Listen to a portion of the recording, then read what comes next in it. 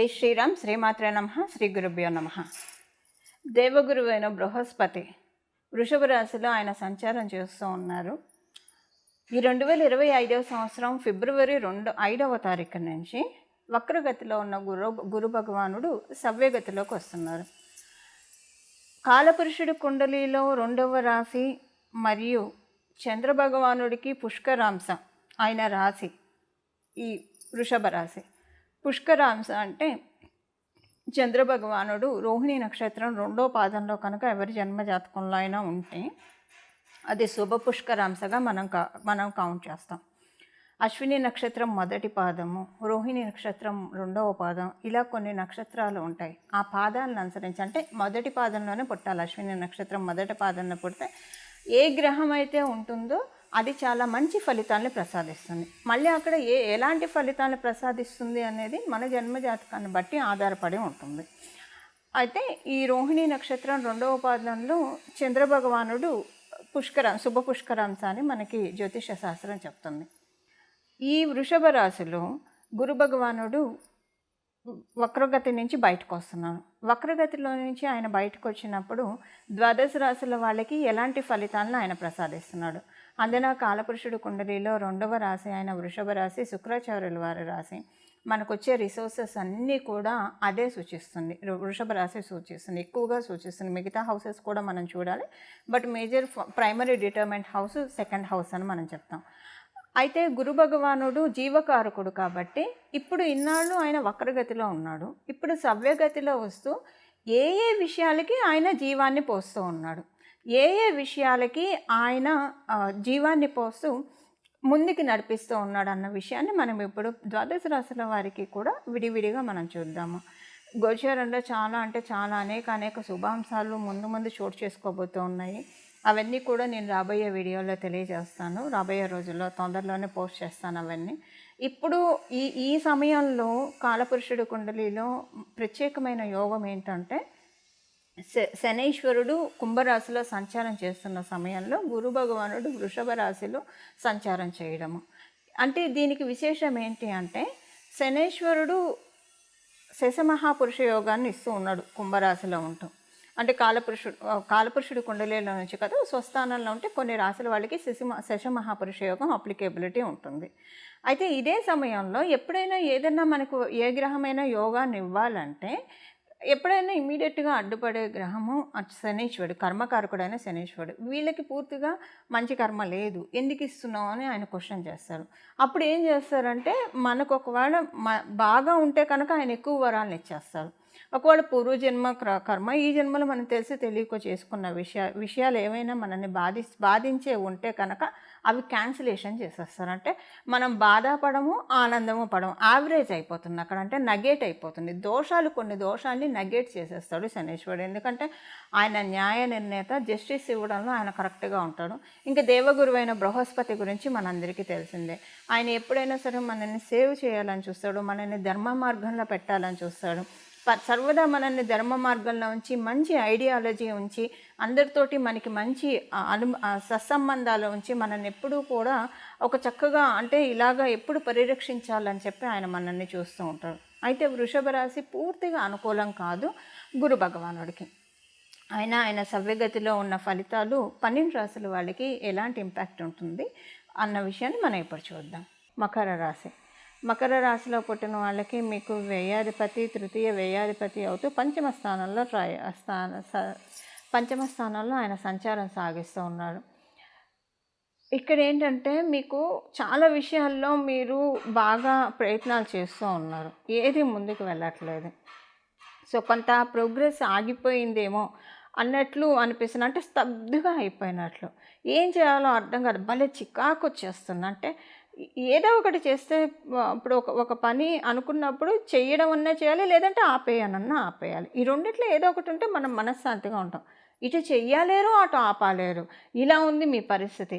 అంటే ఇది ఒక అసలు చెప్పడానికి కూడా అలవికాని ఒక పెక్యులియర్ సిచ్యువేషన్లో మిమ్మల్ని డెస్టినీ పడేసింది ఈ 5-6 నెలలు. సో ఏది చెయ్యాలి, ఎందుకంటే ఆయన పంచమ స్థానంలో ఉంటూ వ్యయాధిపతి, తృతీయాధిపతి అవ్వడం వల్ల పనులంటే ఇనిషియేటివ్ తీసుకొని పనులు చేయడం అయితే చేస్తారు. చేసిన తర్వాత అబ్బా! ఇది అవసరమా? వద్దులే అని చెప్పేసేసి ఆపేయడానికి గూడా ప్రయత్నిస్తారు. సో, అంటే ఒకవేళ మీరు చేసిన ప్రయత్నం ఎవరికీ తెలియకపోతే ఇప్పుడు సపోజ్ ఒక ఉద్యోగం కోసం ఉదాహరణకు ఒక ఉద్యోగం కోసం ప్రయత్నిస్తూ ఉన్నారనుకోండి ఉదాహరణకి. ఆ ఉద్యోగము వచ్చే స్టేజ్‌లో వద్దులే ఇది మనకి సెట్ కాదేమో, ఏదో ఒక వార్త వింటారు ఇది మనకి సెట్ కాదేమో అని.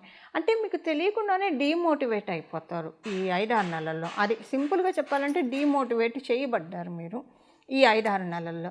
అది ఉద్యోగంలో కావచ్చు, వ్యాపారంలో కావచ్చు, ఇంక ఏ విషయంలో అయినా సరే. ఇప్పుడు ఏంటంటే ఆయన సవ్యగతిలోకొచ్చింది. ఈయన ఇప్పుడు కాకపోతే మీకు పూర్తిగా అనుకూలుడు కాదు గురు భగవానుడు. అందువల్ల ఇప్పుడు మిమ్మల్ని మళ్ళీ మోటివేషన్ స్థాయిలోకైతే ఆయన జీవం పొయ్యట్లేదు కానండి. ఇంతకు ముందు ఉన్న ఈ 5, 6 నెలల్లో ఉన్న ఏదైతే సందిగ్ధం ఉందో కనీసం దాంట్లోంచి బయటకొస్తారు. దాంట్లోంచి బయటకొచ్చి ముందు మీకు ఒక క్లారిటీ ఉంటుంది. ఒక క్లియర్ విజన్ ఉంటుంది. ఏం చేయాలి, ఏం చేయకూడదు. డూస్ అండ్ డోంట్స్ అనేది మీకు ఒక క్లారిటీ చక్కగా ఇప్పిస్తున్నాడు గురు భగవానుడు. అందువల్ల సగం మీకు మనస్సు అంతే వస్తుంది. డబ్బు ఖర్చు విషయం కూడా ఈ 5, 6 నెలలుగా డబ్బు ఖర్చు కూడా అంటే మీ బ్యాంక్ బ్యాలెన్స్ మీరు చూసుకుంటే పోయేదే ఎక్కువగా ఉంది, వచ్చేది లేదేంటి అన్నట్లు కొంచెం టెన్షన్‌ఫుల్ సిచ్యువేషన్స్ కూడా మీరు చూశారు. ఇప్పుడు దాంట్లోంచి బయటకు వస్తారు. కనీసం ఖర్చులు కట్ డౌన్ అవుతాయి. ఇప్పుడు ఆయన ఇప్పిస్తాడని అయితే నేను చెప్పను. ఎందుకంటే తృతీయ వ్యయాధిపతి అయ్యాడు మీకు. కాకపోతే ఇబ్బంది పెట్టడం అయితే ఇంకా ఆయన చేయడు. ఇబ్బంది పెట్టకుండా కాకపోతే ఇప్పుడు ఏంటంటే ఒక శుభాంశ ఆయన నవమ దృష్టితో మీ రాశి వాళ్ళని చూస్తున్నారు. అందువల్ల మనం తెలుసుకున్న ఈ మంత్రాలను ఇప్పుడు నేను చెప్పబోయే మంత్రాలను కనుక మీరు చేసుకోవడం వల్ల మీ భాగ్యాన్ని మీరు పెంచుకోవచ్చు. అంటే గురు భగవానుడు ఎప్పుడైనా నవమ దృష్టితో చూడడం అనేది చాలా మంచిది. సో జీవాన్ని కలిగిస్తాడు. మీరు ఏ విషయాల్లో అయితే జీవం కోసం ఎదురు చూస్తున్నారో అలాంటి విషయాల్లో మీకు జీవాన్ని కలిగిస్తాడు. ఇది మకర రాశిలో పుట్టిన వాళ్ళకి గురు భగవానుడు ఇచ్చే వరాలు, ఆశీస్సులు అనుకోండి, లేదా సవ్యం చేసే విషయాలని చెప్పచ్చు. గురు భగవానుడు సవ్యగతిలోకి వచ్చినప్పుడు ఇచ్చే ఫలితాలను ఇప్పటిదాకా మనం చూసాము. ద్వాదశ రాశుల వాళ్ళు చేసుకోవాల్సిన పరిహారం ఏంటి అంటే ఏ స్తోత్రం చదువుకోవడం వల్ల గురు భగవానుడు ఇప్పుడు 12 ఏళ్ళు గురు భగవానుడు ఈ సవ్యగతి ఇంకా బాగా మీ జన్మజాతకంలో గురుబలం ఉన్నా లేకపోయినా కూడా మీరు చక్కగా తీసుకోవచ్చు. ఈ విషయాన్ని మనం ఇప్పుడు ఒకసారి చూద్దాము. ఇది మనకి స్వామి గురు భగవానుడు అంటేనే గురుమూర్తి మనందరికీ తెలుసు. ఆయన ఉన్నది శుక్ర రాశిలో కాబట్టి అమ్మవారిని మనం ఆరాధించాలి. అమ్మవారిని గురుమూర్తి రూపంలో ఆరాధించాలి. ఆ నామాలు అంటే ఇప్పుడు మనం చూద్దాం. అంటే అమ్మవారిని గురు రూపంలో మనం ఆరాధించాలి. ఇప్పుడు శుక్ర భగవానుడు అంటేనే అమ్మవారు. అందువల్ల మనకి జన్మజాతకంలో శుక్ర భగవానుడు ఎక్కడైతే ఉంటాడో అక్కడ సీతమ్మవారు కూర్చుందనో, శ్రీ మహాలక్ష్మి అమ్మవారు కూర్చుందనో మన పెద్దలు అంటే జ్యోతిష శాస్త్రాన్ని బాగా కాచి వడపోసిన పెద్దల దగ్గర మనం నేర్చుకుంటే కనుక వాళ్ళు మనకు అలానే టీచ్ చేస్తారు. ఇక్కడ శుక్ర భగవానుడు అని వాళ్ళు చెప్పరు. ఇక్కడ సీతమ్మవారు కూర్చుంది, ఇక్కడ శ్రీ మహాలక్ష్మి అమ్మవారు కూర్చుంది ఈ చాట్లో అంటే ఈ ప్లేస్లో అని చెప్తారు. అలాగే 12వ స్థానానికి వచ్చేసరికి వాళ్ళు ఏం చెప్తారంటే 12వ స్థానం అంటే సహజంగా లాసెస్, వ్యయము, ఖర్చు ఇలా రకరకాలుగా ఉంటాయి. అందులో కూడా చాలా మంచి విషయాలు ఉంటాయి. గిఫ్ట్ డీడ్స్ ఉంటాయి 12వ స్థానం నుంచి గిఫ్ట్ డీడ్స్. ఇప్పుడు ఎందుకు నేను 12వ స్థానాన్ని ప్రత్యేకంగా తీసుకున్నాను అన్న అంశాన్ని నేను మీకు చెప్తాను. 12వ స్థానం గిఫ్ట్ డీడ్స్, అలాగే 12వ స్థానం మన ఫారెన్ ట్రావెల్స్ని సూచిస్తుంది. అలాగే ఎక్స్పోర్ట్ అండ్ ఇంపోర్ట్స్ని సూచిస్తుంది 12వ స్థానము. ఇంకా మేజర్గా మనకి అంటే జ్యోతిష శాస్త్రాన్ని ఎవరైతే అమ్మవారి ఉపాసన అంటే బాగా తపస్సులాగా తీసుకుంటారో వాళ్ళు ప్రతి ఒక్క హౌస్ను కూడా బ్యూటిఫుల్గా చూస్తారు. సో వాళ్ళు ఏం చెప్తారంటే పెద్దలు ఇప్పుడు అంటే నేను చెప్పేది చాలా కాలం క్రితం పెద్దలు మనకి ఎలా చెప్తారంటే మనకి టీచ్ చేసేది వాళ్ళు ఎలా చేస్తారంటే బాగా వయోవృద్ధుల దగ్గర మనం నేర్చుకుంటే వాళ్ళు టీచ్ చేసే పద్ధతి ఎలా ఉంటుందంటే 12వ స్థానం అంటే అమ్మ ఒడి అని చెప్తుంది. ఎప్పుడైనా సరే ఒక పసిబిడ్డడు తల్లి ఒడిలోనే ప్రశాంతంగా పడుకుంటారు. తల్లి ఒడి అంటే ఏంటంటే మన అమ్మ ఒడి కావచ్చు లేదా జగన్మాత యొక్క ఒడి తల్లి ఒడి. ఇప్పుడు ఇది ఎంత ఎందుకు చెప్తున్నానంటే మనకి కాలపురుషుడు కుండలిలో 12వ స్థానానికి అధిపతి గురు భగవానుడు. 12వ స్థానానికి అధిపతి గురు భగవానుడు. ఇన్ని విశేషాంశాలు కూడుకున్న గురు భగవానుడు మనం ఇప్పుడు ఈ నామాన్ని జపించడం వల్ల అమ్మవారికి సంబంధించిన ఇప్పుడు మనం తెలుసుకోబోయే ఈ నామాన్ని జపించడం వల్ల అంటే గురు భగవానుడిని మనం అమ్మవారు గురు రూపంలో వస్తే ఎలా ఆరాధిస్తామో అలా ఆరాధించడం వల్ల. ఇందులో ఒకటి మనం సరస్వతి అమ్మవారి పూజ చేసుకోవచ్చు ప్రతిరోజు. లేదా గాయత్రి అమ్మవారి మగవాళ్ళైతే గాయత్రి మంత్రాన్ని జపించడం కావచ్చు, లేదా అష్టోత్తర శతనామావళి గాయత్రి అమ్మవారి అష్టోత్తర శతనామావళి చదవడం, లేదంటే ఇప్పుడు మనం తెలుసుకోబోయే ఈ నామాన్ని జపించడం వల్ల. దీనివల్ల ఏమవుతుందంటే మనకి వ్యయస్థానం కనుక ఇప్పుడు మనకు ఒక మంచి అవకాశము. అంటే వ్యయస్థానం అంటే మీనరాశి, కాలపురుషుడు కుండలిలో నేను చెప్పేది వ్యయస్థానం కాలపురుషుడు కుండలిలో మీనరాశి. ఎవరి జన్మ జాతకంలో వ్యయస్థానం బాగోలేదు కాలపురుషుడు కుండలిలో నుంచి, అలాగే వాళ్ళది కూడా ఇప్పుడు మనం చేసే ఈ నామాల వల్ల రెండు సెట్ అయిపోతాయి. ఇప్పుడు సపోజ్ కాలపురుషుడు కుండలిలోంచి వ్యయస్థానం మేషరాశి వాళ్ళకి మీనరాశి 12వ స్థానం అవుతుంది. వృషభ రాశి వాళ్ళకి అదే వ్యయస్థానము లాభస్థానం అవుతుంది. మిథున రాశి వారికి అదే వ్యయస్థానము వాళ్ళకి దశమ స్థానం అవుతుంది. కర్కాటక రాశి వాళ్ళకి 9వ స్థానం అవుతుంది. సో అంటే దీనివల్ల ఏమవుతుందంటే వాళ్ళకి మీనరాశి ఏ పోర్ట్ఫోలియో వచ్చిందో ద్వాదశ భావాల్లో ఏ భావంలో కనుక అది సూచిస్తూ ఉంటే ఆ భావాన్ని మనం కరెక్ట్ చేసుకున్న వాళ్ళం అవుతాం. దానికే ఇప్పుడు మనం తెలుసుకోబోయే ఈ నామాలు చక్కటి ఫలితాలను ఇస్తాయి. ఒకవేళ బ్యాడ్ ఇంపాక్ట్స్ ఇస్తూ ఉంటే బ్యాడ్ ఇంపాక్ట్స్ని మనం తీసేస్తుంది. అండ్ 12వ స్థానం మోక్షస్థానం అని చెప్తుంది జ్యోతిష శాస్త్రం. మోక్షస్థానం అంటే ఏంటంటే ఇప్పుడు మోక్షం అంటే ఒకటే మోక్షం అని కాదు, మనకున్న కష్టాల నుంచి కూడా మనకి మోక్షం కలగాలి, మనకున్న బాధల నుంచి కూడా మనకి మోక్షం కలగాలి. అది కలిగినా కూడా మనం లిబరేట్ చేస్తుంది. 12th హౌస్ మనల్ని లిటరల్గా లిబరేట్ చేస్తుంది మన చుట్టూ ఉన్న బ్యాడ్ సిచ్యువేషన్స్ అనేది. సో ఇప్పుడు మన చుట్టూ ఉన్న బ్యాడ్ సిచ్యువేషన్స్ ఒకవేళ ఉంటే కనుక వాటి నుంచి మనం లిబరేట్ చేసుకోవడానికి, అలాగే 12వ స్థానాన్ని బలపరుచుకోవడానికి, కాలపురుషుడు కుండలిలో 12వ స్థానాన్ని అది గురు భగవానుడి స్థానం కాబట్టి దాన్ని బలపరుచుకోవడానికి ఇది చక్కటి అవకాశం, ఒక సువర్ణ అవకాశం, ఒక మహత్తర అవకాశము. అది ఎలానే ఇప్పుడు మనం చూద్దాము. ఇప్పుడు మనం మంత్రం చూద్దాము. అమ్మవారిని ఆ గురు రూపంలో ప్రార్థించాలంటే ఏ మంత్రం అయితే మనకి సత్వరమైన ఫలితాలు వస్తాయో అది మనం చూద్దాము.